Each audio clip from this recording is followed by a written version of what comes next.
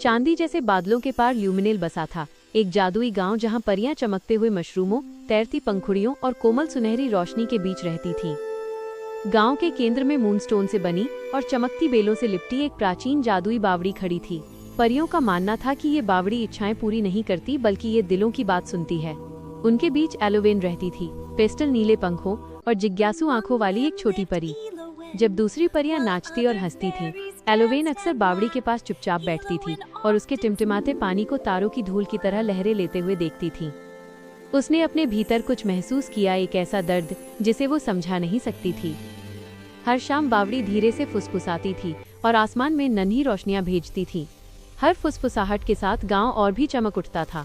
लेकिन एक रात फुसफुसाहट रुक गई, रोशनी मध्यम पड़ गई, फूल मुरझा गए, बावड़ी का पानी स्थिर हो गया, ल्यूमिनेल में घबराहट फैल गई।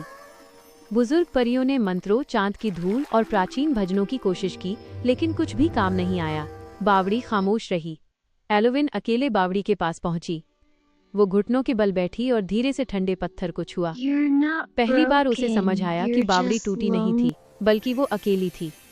एलोवेन ने हमेशा अपनी भावनाओं को छिपाकर रखा था। वो कभी जोर से नहीं हंसी थी और न ही कभी खुलकर रोई थी।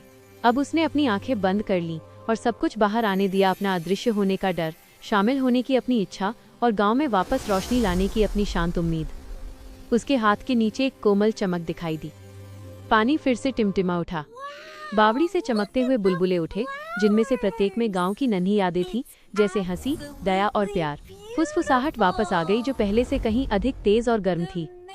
ल्यूमिनेल रोशनी से भर गया, फूल तुरंत खिल उठे, पंख चमकने लगे, गांव ने फिर से सांस ली। बुजुर्ग परियों को सच्चाई का एहसास हुआ कि बावड़ी को जादू की जरूरत नहीं थी, बल्कि उसे ईमानदार दिलों की जरूरत थी।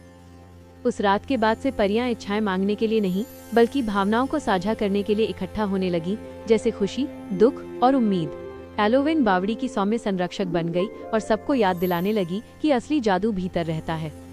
और चमकते आसमान के नीचे ल्यूमिनेल की फुसफुसाती बावड़ी फिर से गाने लगी, हमेशा के लिए।